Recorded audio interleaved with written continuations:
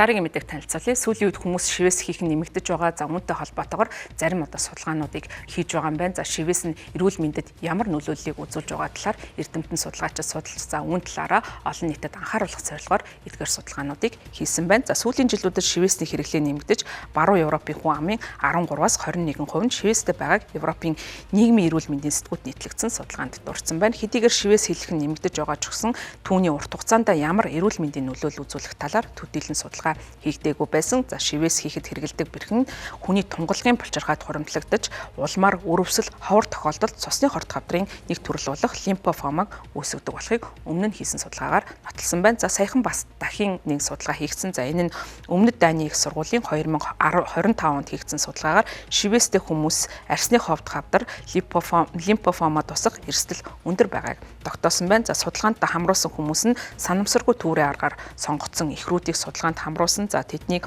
хорт хавдрын аль нэгэн хэлбэрт өртсөн эхрүүдийг хорт хавдаргүй эхрүүдтэй харьцуулан судалсан. За энэ судалгааг BMC Public Health сэтгүүлд нийтлэгдсэн. Ингээд судалгаагаар шивээстэй эхрүүд нь арсны хорт хавдар тусах эрсдэл нь бараг 4 дахин их байгааг тогтоосон байна. Мөн шивээсний хэмжээ нь хорт хавдар тусах эрсдэлд нөлөөлдөг бөгөөд хүний гарын алганы хэмжээнээс том хэмжээтэй шивээстэй болох нь хорт хавдар тусах эрсдлийг нэмэгдүүлэх болохыг судалгаанд оролцуулсан. Бид лимфофома арсны хорт хавдрын хувьд бихний хэмжээ болон эрсдлийн хооронд ямар холбоо байгааг баримтаар нотлохыг оролцсон.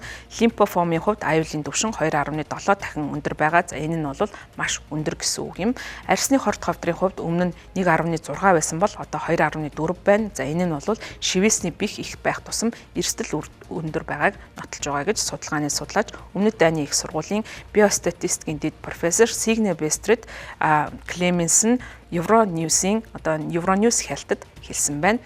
Гэхдээ судлаачид энэ талын судалгаа эхний шатандаа яваа гэдгийг хэлээд хорт хавдар үүсгэхэд нөлөөлдөг хувьсагчдын тоо их байгаа учраас энэхүү судалгааны үр дүн бол бас нэлээд хязгаарлагдмал хүрээнд байгаа гэдгийг хүлээн зөвшөөрсөн. Жишээлбэл бихний төрөл, шивээсний байршил, хорт хавдрын дэд хэв шинж болон генетикийн болон хүрээлэн буу орчны бусад хүчин зүйлүүдийг илүү наривчлалтаа авч үзэж судлах шаардлагатай. Өөрөөр хэлбэл цаашид илүү энэ чиглэлийн судалгаа хийж шивээс болон хорт хавдрын хооронд ямар хамаарал байгаа гэдгийг наривчлан тодорхойлох боломжтой гэж судлаачид харж байна. Шивээс нь хорт хавдар үүсгдэг гэсэн тодорхой нотлогоо байхгүй ч гэсэн анхаарах ёстой эрсдлүүд байгаа. Тухайлах юм бол халдвар авахаас зайлсхийхын тулд ашиглаж байгаа тоног төхөөрөмжийг нь ариутгах эсгэн шалгах, бэх нь өөрөө аюулгүй эсхийг нь бас шалгах шаардлагатай. Бүх шивээсний бэх нь пигмент буюу өнгө нэмэгч, зөөгч шингэн буюу арсны дунд давхрах буюу дермеситэд өнгө оруулах бодисоос бүрддэг юм байна. Шивээсний бэхэнд хортой бодис агуулгадж байж болзошгүй.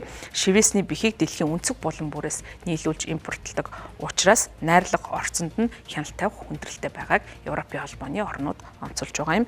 За шивээсний зарим бэхэн никель, хром, кобальт, заримдаа хар туглах зэрэг өндөр хүнд металл бол агуулгаддаг. За хүнд металл нь тодорхой түвшинд хортой байж болох бөгөөд харшлын урвал болон тархлааны мэдрэг чанарыг өдөөдөг гэж Вестминстер их сургуулийн ангаах ухааны микробиологийн профессор Манал Махмад The Conversation нэртэй одоо сүлжээнд нийтлсэн нийтлэлтэй бичсэн байна. Энэ асуудлыг шийдвэрлэх зорилгоор 2022 онд Европын холбоо REACH нэртэй журмыг гаргасан. За энэхүү журмын дагуу химийн бодисын бүртгэл, үнэлгээ зөвшөөрөл, хязгаарлалт гэсэн энэ журмыг хэрэгжүүл шивээсний бэх болон байнгын товцтой будганд агуулгадах 4000 гаруй аюултай бодисын хэрэглээг хязгаарсан байна. За үүнд хорт хавдар үүсгэгч эсвэл мутаген гэж ангилагдсан бүх төрлийн бодисыг багтааж байгаа. Мөн бүх шивээсний бэх нь тодорхой шошготой байхыг энэхүү журмаар шаардаж байгаа юм. Бусад оронд тэмч зохицуулт хатуу биш байдаг юм байна. За тухайлах юм бол Их Британий хувьд бас Euro REACH-ийг дагуулan UK REACH нэртэй бас ийм өөрийн журмыг баталсан. Гэхдээ хэрэгжилт нь бол төдийлөн сайн биш байгааг онцолж байгаа юм. За гэхдээ эцсийн эцэд бол шивээсийг эрүүл мэндийн шаардлага хангасан тохиолдолд хийгдэх нь өөрөө аюулгүй гэж тооцогддог юм байна. За амьдралын ихэнх зүйлсийн нэгэн адил урт хугацааны хор хөнөөлөл учруулах эрсдэлтэй байж болзошгүйг анхаарах ёстой. Эрдэмтэн судлаачдын үүрэг нь хүмүүст эрсдлийн талаар анхааруулах, тодорхой судалгаа хийж цаашаад үзүүлэх урт хугацааны нөлөөг хүмүүст анхааруулах шаардлагатай байгаа. За үүн дээрээ тулгуурлан тухайн хүн нь өөрийн одоо мэдээлэлтэй сонголтын дээр үндэслэн өөрийгөө шивээс хийх үгүй юу гэдэг шийдвэрийг гаргах боломжтой гэж эрдэмтэн судлаачдын зүгээс үзэж байгаа юм байна. Баярлалаа, та бүхэнд гадаад мэдээ танилцууллаа.